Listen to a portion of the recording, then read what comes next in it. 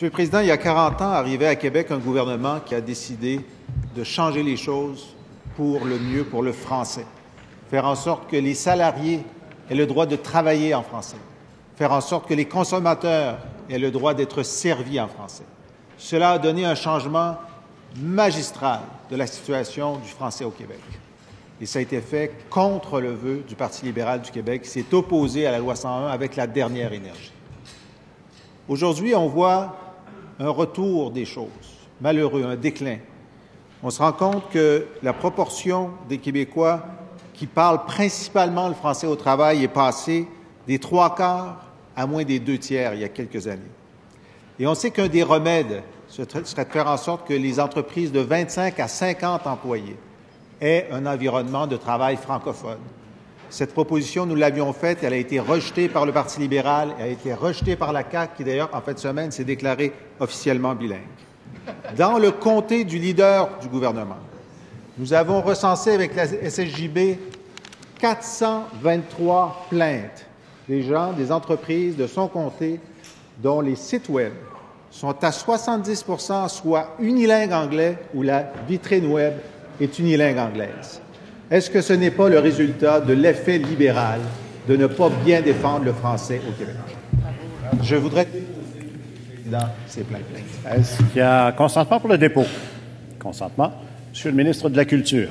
Oui, merci beaucoup, Monsieur le Président. Tout d'abord, un petit peu d'histoire. Je veux juste rappeler au chef de l'opposition officielle que le premier parti qui a reconnu le français comme la langue officielle au Québec, c'est le Parti libéral du Québec sous Robert Bourassa. Alors ça, je pense qu'il faut le reconnaître également, Monsieur Bourassa. Tout d'abord, pour ce qui est des plaintes qui ont été déposées aujourd'hui à l'OQLF, évidemment, ces plaintes-là, on les attendait. C'est pas la première fois qu'une telle démarche qui est faite. Ça a été fait également pour la dernière fois en février 2013, alors que le Parti québécois était au pouvoir. Maintenant, ces plaintes-là vont être reçues, analysées avec diligence par le personnel compétent de l'Office québécois à la langue française. Et si jamais les plaintes sont justifiées, il y a un suivi très approprié qui va y être accordé, Monsieur le Président. Je dois vous rappeler que dans 98 % des cas, ce type de situation-là se règle par l'accompagnement. Et c'est comme ça qu'on va procéder également pour les plaintes qui ont été déposées aujourd'hui, Monsieur le Président. Première question complémentaire, Monsieur le chef de l'opposition. Comment se fait-il que 1000 entreprises, 70 % d'entre elles ont décidé que ce serait normal d'avoir un site unilingue anglaise? C'est qu'ils voient les signaux du Parti libéral. D'abord, le premier ministre qui dit que c'est important que tout le monde sur la chaîne de montage parle anglais au cas où il y aurait un acheteur anglophone. Et ils ont vu la baisse des budgets de l'OQLF par ce gouvernement-là. Absolument. Ils se disent, on ne se fera pas prendre, ça les intéresse pas, ils baissent les budgets, il y a moins d'inspections. Quand allez-vous rétablir les budgets au niveau où vous les avez? S'il vous plaît, Monsieur le ministre de la Culture.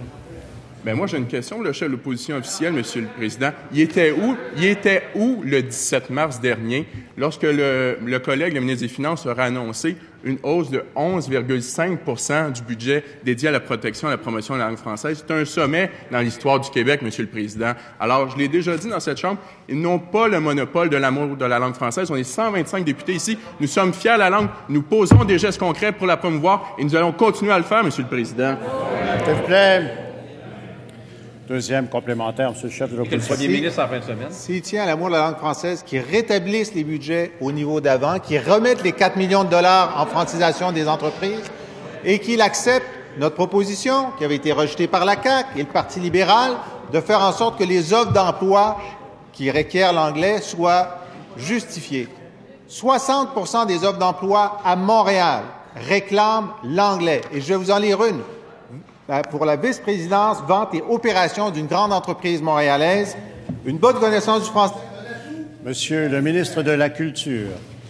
La Charte de la langue française, elle est très, très claire, Monsieur le Président. Les entreprises peuvent seulement exiger la connaissance de l'anglais lorsque c'est requis. La langue de travail au Québec, c'est le français. Le chef de l'opposition officielle parle des petites entreprises. Il doit savoir que depuis 2008, une stratégie commune qui est en place pour le Grand Montréal qui donne des résultats qui visent les petites et moyennes entreprises, donc celles qui sont de moins de 50 employés. Et je peux vous dire que ça a donné des résultats et l'argent que nous avons obtenu dans le dernier budget va justement servir à bonifier cette prochaine version que nous allons voir de la stratégie commune et que nous allons annoncer au cours des prochaines semaines, Monsieur le Président. Troisième complémentaire, Monsieur le chef de l'opposition. Comme son premier ministre, le ministre est dans le déni. En 2012, 60% des demandes d'emploi, des offres d'emploi à Montréal demandaient l'anglais. Cette semaine, une grande compagnie montréalaise, excellente aptitude en anglais, essentielle, une bonne connaissance du français constitue un atout, mais n'est pas nécessaire. C'est ça le signal que vous envoyez sur le français. La raison pour laquelle, dans le comté du leader, il y a 400 plaintes, c'est parce qu'ils pensent que vous agirez pas, parce qu'ils vous ont vu aller.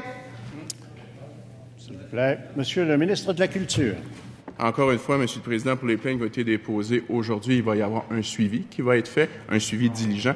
Et on fait la promotion de la langue française également auprès des entreprises. À ma demande, il y a un guide qui a été créé par l'Office québécois de la langue française au cours des dernières semaines, dans lequel on rappelle à l'ensemble des entreprises leurs obligations linguistiques au Québec. Alors, nous sommes en action pour promouvoir la langue française. Et le chef de l'opposition officielle parle de signaux. Bien, je lui rappellerai qu'il y a quelques années, c'est lui qui a souhaité que les employés de la Société de transport de Montréal soient bilingues, Monsieur le Président.